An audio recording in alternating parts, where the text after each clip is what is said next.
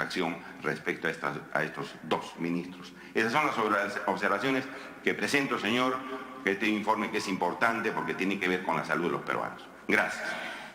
Gracias, congresista Johnny Lescano. Congresista Inés Sánchez. Gracias, presidente. Presidente, primero una llamada de atención al personal de su comisión. Nos han pasado demasiado tarde el informe el día de ayer.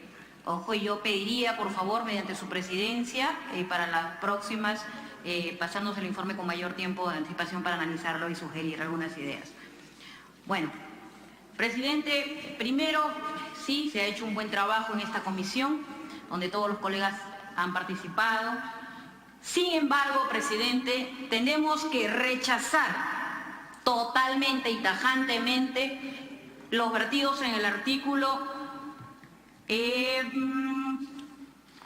16 y 17 de este informe, presidente, en cuanto a que el señor Carlos Moreno haya recomendado a la ministra de Salud, Patricia García. Eso es falso, presidente, no se ha aprobado en ninguno de los casos vistos por esta comisión. Y lo otro, presidente, que también rechazamos que el Poder Ejecutivo haya pretendido proteger o encubrir al señor Moreno. Porque nosotros, presidente, tenemos claro nuestra lucha contra la corrupción. Somos frontales en este tema y sobre todo, presidente, en temas de salud, que es un derecho fundamental que toda persona tiene derecho a acceder. No podemos permitir estas cosas. Sin embargo, presidente, considero de que estos artículos no se han probado por esta comisión y hay que tenerlo en cuenta. Así que, presidente, otra cosa que queda claro es que el señor Moreno se aprovechó de la confianza, de la amistad que le ofreció el señor presidente de la República en su momento. Y es por eso, este señor es muy astuto, es muy hábil, porque ya ha tenido la experiencia de haber vivido en otros ámbitos políticos. Y a veces hasta fanfarroneado con estas cosas. Porque ¿cómo nos explicaríamos, señor presidente, que llame a su supuesta recomendada loca y que dice estupideces en cuanto al tema de la píldora del día siguiente? Ahí también es otro tema que debemos analizar, presidente. Yo considero, presidente, también que debemos incluir a la iglesia, presidente, al señor Chu, que no se menciona en este último informe. No debemos tener miedo, señor. Cuando una persona venga y sea de donde sea, comete un ilícito o es parte o cómplice, no tenemos que tener temor para decirlo públicamente. Gracias, presidente. Gracias, colega Sánchez. Colega Mauricio Mulder, tiene la palabra. Presidente, coincidir un poco con la intervención del colega Lescano. Patrocinio ilegal, artículo 385, es un delito que tiene una pena máxima de 2 años de prisión y de 20 a 40 días jornada de cumplir un servicio civil. O sea, es un juego, pues. Eso no es el suficiente. Y al señor Renato Moreno Chacón solo se le imputa ese delito. A los demás se les agrega también el delito establecido en el aprovechamiento indebido, que es el que está en el artículo 399, que tiene una pena más alta, de 4 a 6 años. Entonces no se explica por qué al señor Chacón solamente se le pone patrocinio ilegal y a los demás se les agrega un delito más, que es el de negociación incompatible. De manera que hay que agregarle ese delito. Pero además, presidente, hay que agregar el delito de asociación ilícita para delinquir, artículo 317 del Código Penal. Ese es el delito fundamental, porque este era un grupo. Aquí estaban armando una agrupación que cada uno iba a tener un rol. Uno iba a estar en una clínica, el otro iba a estar en la función privada, después en función pública, uno hacía de cliente, el otro hacía de prestatario. O sea, era un concierto de voluntades típico de la asociación ilícita para delinquir, donde hay incluso posiciones jerárquicas. El jefe de esa banda era el señor Moreno. Y además estaba en la cumbre de la estructura del Estado, que era Palacio de Gobierno. Además, él mismo lo decía en los audios, ¿no? Estoy en el poder, estamos aquí en la médula, estoy al lado del presidente de la República. Entonces, es una asociación ilícita para delinquir, presidente, creo que se debe agregar. Del mismo modo, presidente, establecer, usted lo ha mencionado nada más, pero hay casos de complicidad, no sé si voluntaria, no sé si dolosa, o a lo mejor simplemente una negligencia, pero debería investigarse. Porque ha habido intento de ocultamiento del delito cuando ya se conocía. Y el primero que pretendió ocultar ese delito es el presidente de la República, Pedro Pablo Kuczynski, que le mintió al país diciendo que el señor Moreno se le había pedido que renunciara porque tenía mucha chamba y que ya estaba todo resuelto. Esa mentira que el presidente de la República la profirió en el propio Palacio de Gobierno es un ocultamiento, porque en ese momento ya está probado. Ya él y el ministro Zavala tenían conocimiento de los audios. Es más, en ese momento ya el ministro Zavala había puesto de conocimiento del presidente de la República esos audios. Y el presidente emite una resolución agradeciéndole por los servicios prestados. Y le dice a la prensa, en el Salón Dorado del Palacio de Gobierno, no, es que tenía mucho trabajo. O sea, mintió al país para proteger a un delincuente. Eso, presidente, lo debemos pasar haciendo de soslayo, porque como el presidente de la República siempre dice cosas que después se arrepiente, lo dejamos ahí nomás. No es así, pues, presidente. El presidente de la República debe asumir la responsabilidad de la majestad de su cargo. Y si él está dispuesto a mentir, entonces que asuma la responsabilidad de las mentiras que dice. Y sobre todo cuando se trata de encubrir a un delincuente. Entonces creo también, presidente, que debe ser considerado en este informe para que el Ministerio Público evalúe si hay un grado de complicidad en ese tema. Lo mismo con el primer ministro, señor Fernando Zavala, porque él también ocultó este audio, él lo escuchó, él lo manejó, lo consultó, y después creyeron que con la resolución en la que se daba el servicio prestado se acababa el tema. Ellos nunca lo difundieron, nunca lo denunciaron, no acompañaron ese audio hacia el Ministerio Público para que se hiciera una investigación. Esto tuvo que salir por un medio de comunicación.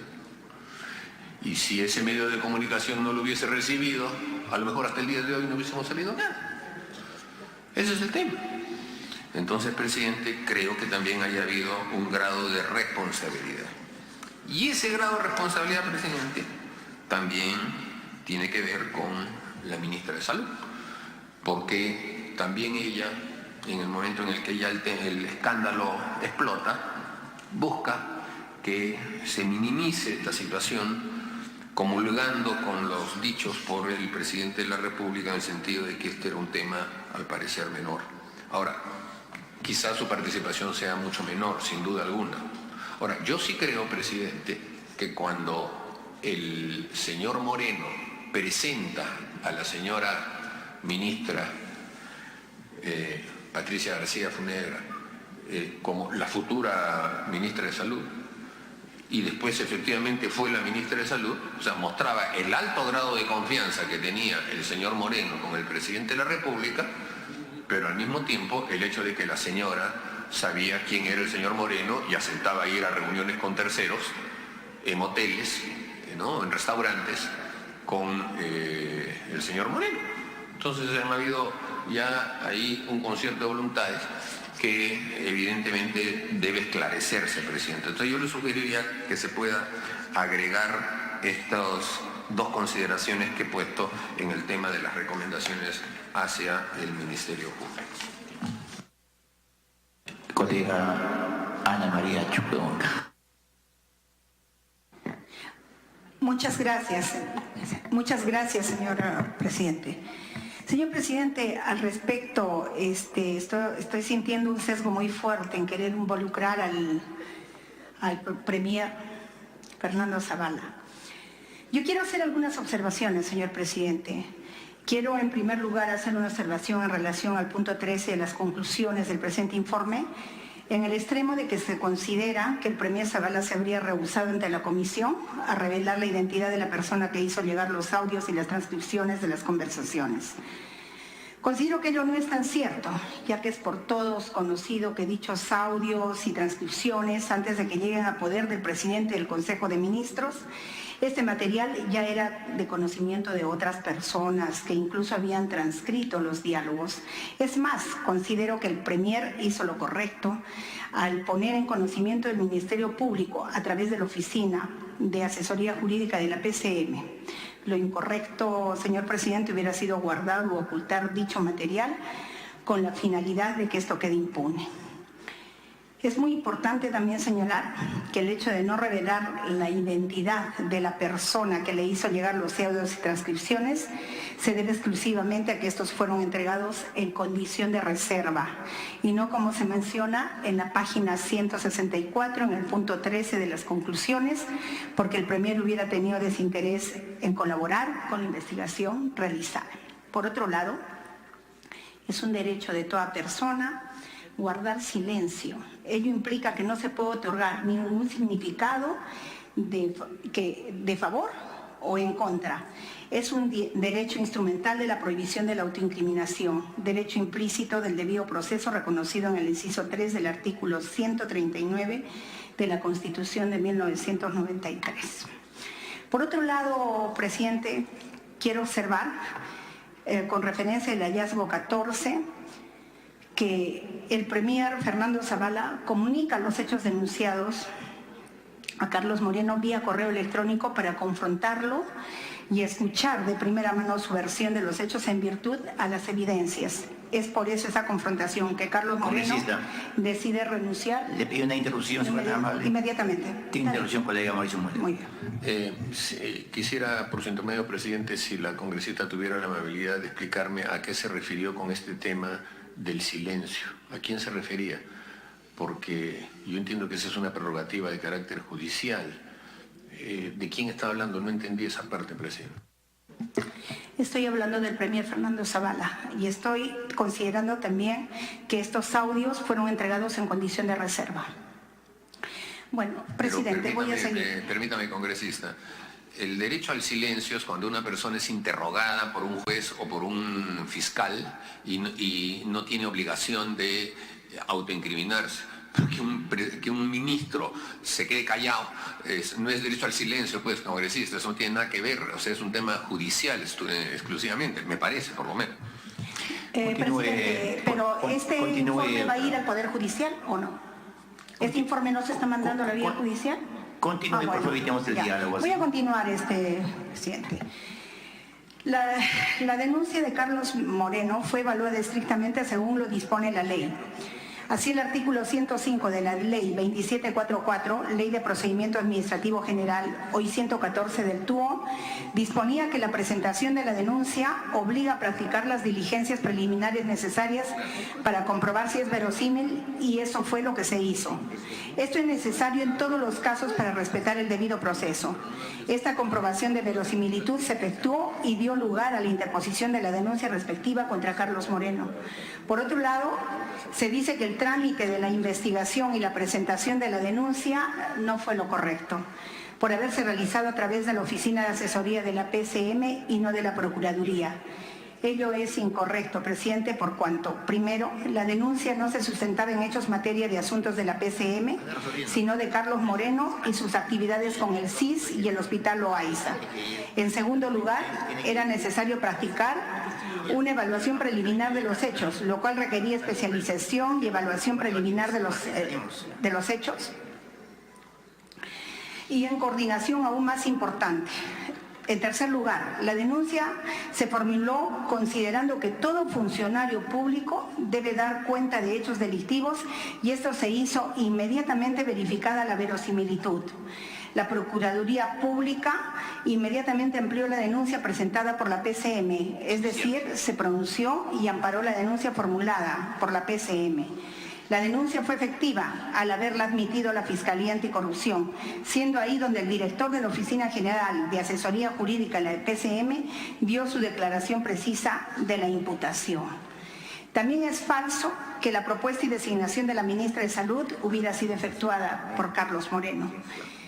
Presidente, la propuesta y designación de la ministra de Salud se ciñó estrictamente a lo dispuesto por la Constitución. Es decir, fue una propuesta del presidente del Consejo de Ministros al presidente de la República. El señor Moreno no tuvo ninguna participación ni injerencia en esa designación. Quiero hacer presente también aquí a todos los colegas, a través suyo, señor presidente, que el Premier en todo momento ha prestado apoyo y colaborado para que esta investigación avance desde que tomó conocimiento de los hechos. No ha faltado la verdad, como se establece en el punto 14 de las conclusiones respecto a la fecha en que conoció Carlos Moreno. La propuesta y designación fue una propuesta del presidente, reitero, y del Consejo de Ministros al presidente de la República. El señor Moreno no tuvo ninguna injerencia en ello. Yo quisiera que estas observaciones se tomen en cuenta, señor presidente, antes de emitir el informe final. Muchísimas gracias. Sí, colega, todas las atingencias le vamos a poner en debate para discusión y su votación. Más bien vamos viendo algunas... ¿Listo? Ok.